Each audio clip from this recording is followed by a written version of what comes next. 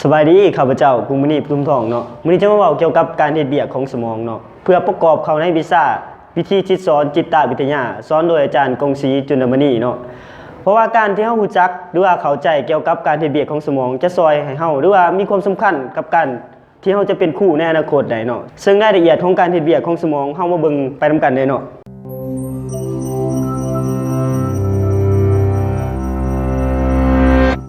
คนเฮาเชื่อกันผิดๆมายาวนานว่าสมองของคนเฮาเฮ็ดเวียกเพียงแต่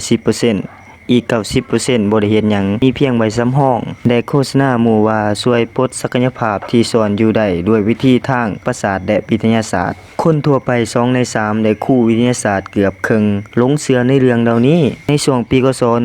1890วิลเลียมเจมส์บิดาจิตวิทยาอเมริกากล่าวว่าพวกเขาส่วนใหญ่บ่ได้ใช้ศักยภาพทางด้านสมองอย่างเต็มที่ท่านวิลเลียมเจมส์ตั้งใจเว้าเพื่อท้าทายบ่ได้กล่าวหาว่าสมองถูกใส่น้อยแต่คนกลับเข้าใจผิดตามนั้นประกอบกับนักวิทยาศาสตร์ใช้เวลาดนกว่าจะเข้าใจว่าเฮามีสมองส่วนหน้าที่มีขนาดใหญ่หรือบริเวณกว้างของสมองปีกข้างไว้เพื่อหยังความเสียหายบ่ได้สามารถเฮ็ดให้การสั่งการหรือการรับความรู้สึกบกพร่องผู้เชี่ยวชาญจึงสรุปว่าสมองเหล่านี้บ่มีหน้าที่หยังเป็นเวลา10 ปีที่สมองส่วนนี้ถือเอิ้นว่าสมองส่วนเงียบบ่ฮู้หน้าที่ที่ชัดเจนภายหลังเฮาจึงฮู้ว่าสมองส่วนนี้มีส่วนสำคัญในการตัดสินใจและเก็บกำข้อมูลรวบรวมถ้าขาดสมองส่วนนี้เฮาบ่สามารถเป็นมนุษย์ได้สมองส่วนนี้มีส่วนสำคัญในการใช้เหตุผลในเชิงนามธรรมการวางแผนการชั่งน้ำหนักการตัดสินใจและการปรับตัวให้เข้ากับสภาพแวดล้อมต่างๆแนวคิดที่ว่าสมอง9ใน10บ่ได้เฮ็ดหยังฟังเบิ่งแล้วบ่เข้าท่าเมื่อคำนวณเบิ่งว่าสมองเฮ็ดเวียกหลายส่ำใด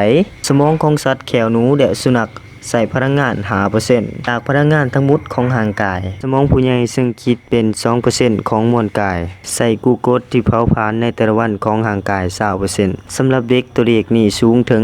50% และ 60% สำหรับเด็กทารกหลายกว่าที่คาดเอาไว้เมื่อเทียบกับสมองซึ่งมีสัดส่วนตามขนาดของร่างกายสมองมนุษย์หนัก 1.5 กิโลกรัมสมองช้าง5กิโลกรัมสมองว่าน9กิโลกรัมถ้าเทียบกับสมองมนุษย์มีเซลล์ประสาทอัดแน่นกว่าสายพันธุ์อื่นเซลล์ประสาทที่อัดแน่นนี้เฮ็ดให้คนเฮาฉลาดลิงบ่มีหางหนัก25กิโลกรัมต้องกิน8ชั่วโมงต่อวันเพื่อบำรุงสมองที่มีเซลล์ประสาท50,000ล้านเซลล์การคิดค้นวิธีปรุงอาหารให้สุกเมื่อ 1.5 ล้านปีก่อนเฮ็ดให้มนุษย์เฮามีข้อได้เปรียบอย่างมหาศาลอาหารที่สุกจะอ่อนนุ่มและถูกย่อยมาแน่แล้วจากนอกร่างกายลำไส้ของคนเฮาจะดูดซับพลังงานได้ง่ายขึ้นอาหารที่สุกเฮ็ดให้มีเวลาได้ให้พลังงานหลายกว่าอาหารที่ดิบเฮาจึงบำรุงเลี้ยงสมองที่อัดแน่นด้วยเซลล์ประสาท 86,000 ล้านเซลล์ได้กว่าดิ่งบ่มีหาง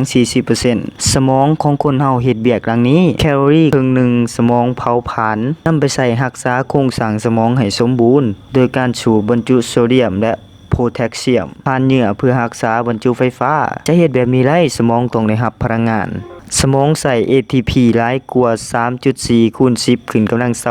โมเลกุลต่อนาที ATP เป็นคือธาตุหินให้กับเตาไฟของร่างกายในเซลล์ประสาททั้งหมด 86,000 ล้านเซลล์เฮ็ดให้เหลือพลังงานน้อยเดียวในการส่งสัญญาณไปตามเอ็กซอนและข้ามสายเน็ตการค่ายบรรจุนี่ล่ะคือการเฮ็ดเวียกของสมองแบบจริงๆต่อให้มีเซลล์ประสาทคิดเป็นสัดส่วนบ่หลายส่งสัญญาณในบริเวณใดหนึ่งและเวลาใดหนึ่งพลังงานที่ต้องใช้สร้างกระแสประสาทให้ทั่วสมองก็หลายเกินกว่าสมองจะหาได้ประสิทธิภาพในการใช้พลังงานจึงเข้ามามีบทบาทการเฮ็ดให้เซลล์จำนวนหนึ่งส่งสัญญาณในเวลาใดหนึ่งซึ่งรู้จักกันว่าการส่งสัญญาณกระจายใช้พลังงานน้อยที่สุดแต่ว่าส่งสัญญาณให้ได้หลายที่สุดเนื่องจากสัญญาณเพียงแต่น้อยเดียวก็มีกระแสประสาทที่ส่งสัญญาณไปนับพันๆจุดอ่อนของการส่งสัญญาณกระจายเมื่อมีเซลล์ประสาทจำนวนหลวงหลายคือต้นทุนที่ต้องใช้หายแห้งไปกว่านั้นเมื่อมีเซลล์ประสาทบ่ส่งสัญญาณเลยก็จะกลายเป็นของที่บ่จำเป็นและวิวัฒนาการก็ควรจำกัดถิ่มไปได้แล้วทางออกคือการหาสัดส่วนที่เหมาะสม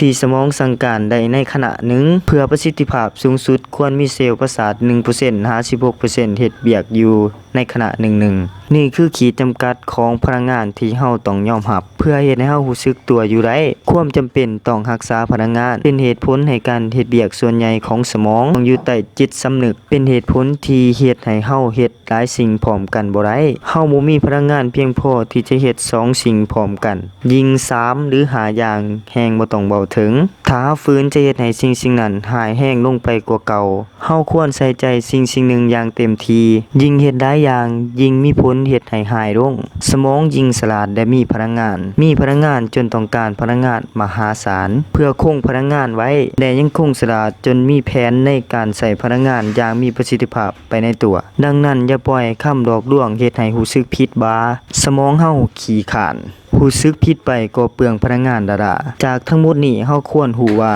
บ่ควรใส่พลังงานให้สูญไปดา